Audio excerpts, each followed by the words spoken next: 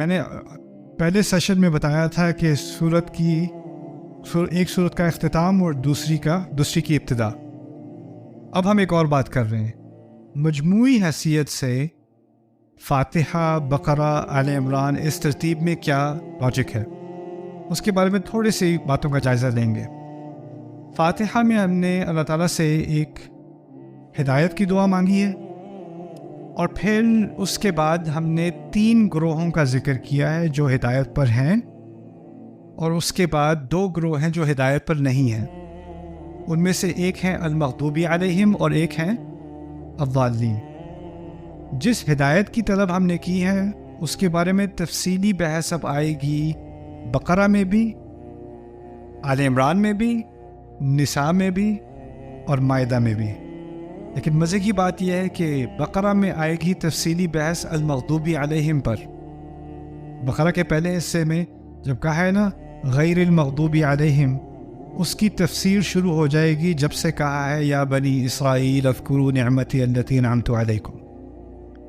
تو یعنی بقرہ کا ایک آدھا نصف سمجھ لیں آپ، وہ اسی بات کا جواب دیا جا رہا ہے جو ہم نے اللہ تعالیٰ سے مانگا ہے کہ ہمیں ایسے راستے پر نہ پڑنے دے. تو اس کی تفصیلی بحث دے دی بقرہ میں. وہ تو ہو گئے المغضوب علیہم. رہ کون گئے؟ الضالین. آل عمران کا پہلا نصف عیسائیوں کے بارے میں ہے، وہاں تفصیل ساری آ گئی الضالین کے بارے میں. تو پہلا حصہ بقرہ کا المغضوب علیہم اور پہلا حصہ آل عمران کا الضالین. بات یہاں پر دونوں صورتوں میں ایک اور آڈینس، ایک تو یہود ہیں، ایک نصارہ ہیں، اور رسول کی تیسری آڈینس جو ہے صلی اللہ علیہ وسلم وہ ہیں کفار مکہ. اور کفار مکہ سے اس وقت جنگ کا مرحلہ شروع ہو چکا تھا، اور 2 عظیم جنگیں جو شروع کی 2 عظیم جنگیں ہیں وہ ہیں غزوہ بدر اور غزوہ احد.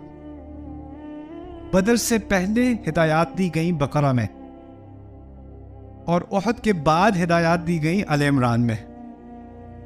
آیات بہت ساری ہیں بقرہ میں بدر کی تیاری کے لیے، اور بہت ساری ہیں احد کے بعد جو ہوا اس سے کیا ہدایت اخذ کرو گے اس کے لیے. لیکن مجموعی اعتبار سے جو بقرہ اور آل عمران کا آپس میں تعلق ہے وہ اب سمجھ آ جاتا ہے فاتحہ کے ساتھ. اچھا، اب ایک تو ہے مشن مکمل ہو گیا یا قتال ہونے لگا ہے، تو قتال کے ساتھ ساتھ اللہ تعالیٰ نے شریعت بھی دی. تو اب شریعت کے لیے آپ دیکھیں گے کہ سورۃ النساء میں شریعت کے ابتدائی احکامات ہیں، شریعت کے ابتدائی احکامات، اور ساتھ ہی منافقون پر بہت تفصیلی بحث. بڑا مضمون ہے سورۃ النساء کا منافقون. اس طرح سمجھ لیں ابتدائی شریعت اور اندرونی مسئلے، کیونکہ منافقون جو ہے وہ اندرونی مسئلہ ہے. اچھا، اس کے فوراً بعد کون سی سورت آتی ہے؟ مائدہ. اس میں شریعت کے جو تکمیلی احکام ہیں نا وہ ہیں جو آخری احکام اللہ تعالیٰ نے دینے تھے، کیونکہ یہ آخری صورتوں میں سے ہے جو نازل ہوئی.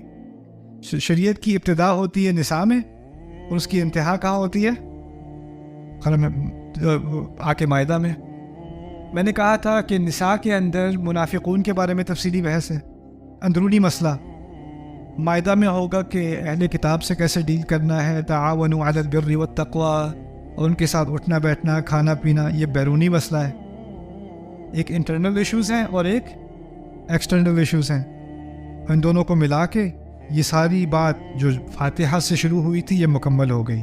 بقرہ، آل عمران، نساء اور مائدہ. اب ہم آگے آتے ہیں. 2 صورتیں ہیں انعام اور اعراف. یہ لے جاتی ہیں، یہ اصل میں جو بقرہ، آل عمران، نساء اور مائدہ ہیں یہ مدینے کے دور کی ہیں. لیکن رسول پاک صلی اللہ علیہ وسلم کی جو مشن تھا وہ شروع کہاں پہ ہوا تھا؟ مکے میں.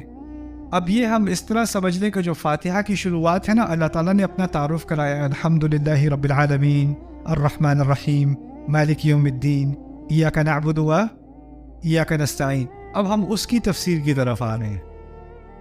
جو بقرہ، آل عمران، نساء اور مائدہ ہے نا، وہ کس چیز کی تفسیر ہے؟ اہدنا الصراط المستقیم صراط الذین انعمت علیہم غیر المغضوب علیہم ولا الضالین. اب پیچھے کی طرف آ رہے ہیں. اب کیا رہ گیا فاتحہ کا؟ الحمدللہ رب العالمین الرحمن الرحیم اور مالک یوم الدین اور ایاک نعبد و ایاک نستعین. وہ بات اب تفصیل سے کھلے گی انعام میں اور اعراف میں. اسی لیے آپ کو شروع میں ملے گا الحمدللہ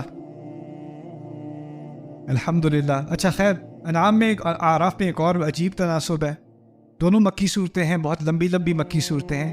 ایک میں اللہ تعالیٰ کی آیات ہیں جن کے ذریعے سے انسان اس نتیجے پر پہنچے کہ ایک ہی رب ہو سکتا ہے، ایک ہی الہ ہو سکتا ہے. اللہ تعالیٰ کی آلاء، اللہ تعالیٰ کے کرشمے، اللہ تعالیٰ کے معجزے، اللہ تعالیٰ کی خلق، ان چیزوں کی طرف اشارہ زیادہ کیا گیا ہے. کون سی صورت میں؟ انعام میں. اور دوسری طرف اللہ تعالیٰ کے ایام ہیں. ایام، جس دن آدم کو بنایا، فرعون کو جس دن ڈبایا، قومیں جب ہلاک ہوئیں، وہ ہے التذکیر بی ایام اللہ. اللہ تعالیٰ کے جو دن ہوتے ہیں نا، جن سے خبردار کیا جاتا ہے قوموں کو، ان کا زیادہ ذکر آپ کو ملے گا آل عمران میں. تو آپ انگلش زبان میں سمجھ لیں، انعام میں ہے پازیٹیو ری انفورسمنٹ اور اعراف میں زیادہ ہے کیا؟